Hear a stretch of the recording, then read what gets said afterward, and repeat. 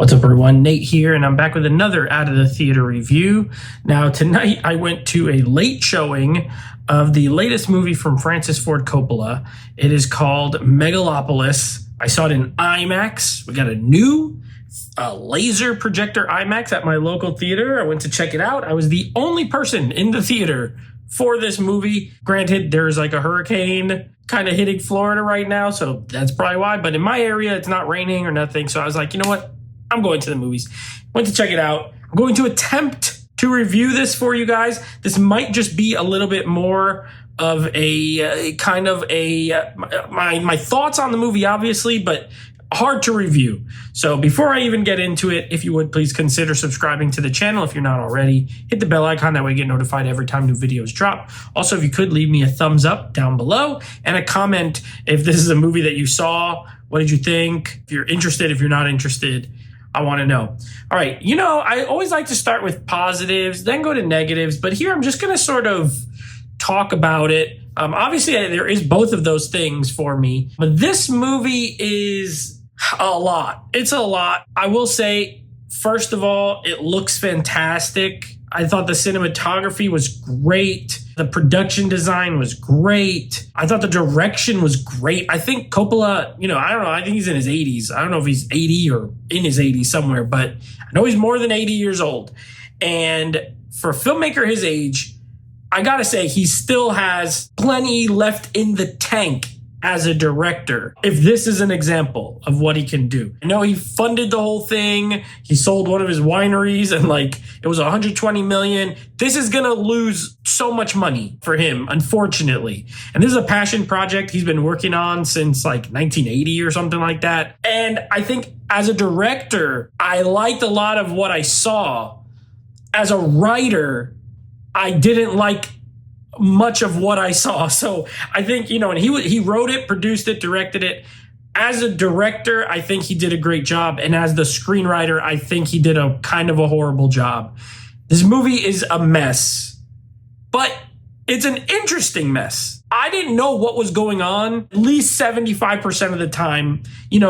These people, the characters' names, this is a Roman epic, okay? But it's set in a modern New York. However, it's not called New York. It's called New Rome, okay? And there's Adam Driver's our lead actor. He plays a guy that, I kid you not, is named Caesar Catalina. That's his name, Caesar Catalina.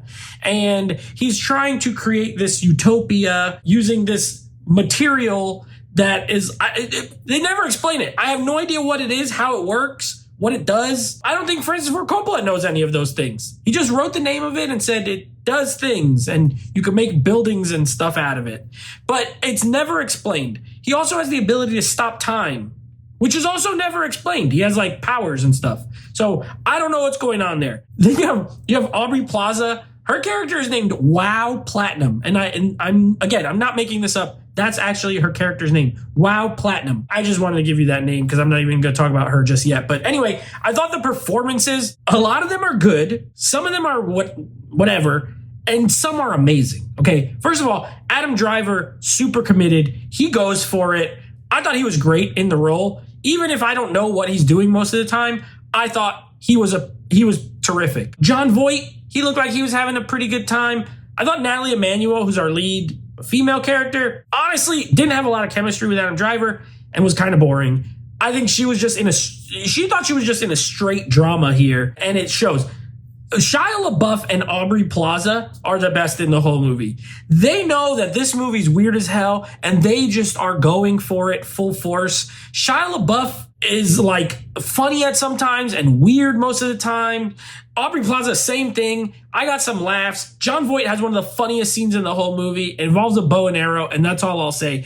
It made me laugh out loud. This movie is bizarre. I laughed. I was confused. If you ask me what it's about, I could kind of give you an outline, but I don't think I can explain it to you. I wouldn't be able to do it justice. And I don't think that's a great thing. So it's one of those movies where it's a work of art. I think artistically speaking, it has a lot of value and merit, but it is a mess. It's a big mess. It's incoherent as far as the story is concerned. So with that being said, I think, again, I thought the direction was good. I thought the writing was bad. Most of the acting's good. I don't know what was happening most of the time. It looked great in IMAX. I was never bored, not one time. I could say I was confused, but I was never bored. I'm going to give it a 5 because I don't know what else to do here. I don't want to give it a very high score because I don't think it's a great movie. But I don't want to give it a low score because I don't think it's just a piece of garbage. So I'm going to just stick with a 5, and then I don't know what will happen in a week. I might love it and I might hate it. I don't know. We'll see. So anyway, that's my thoughts on Megalopolis. I will be back next week with another Out of the Theater review. So until then, take it easy.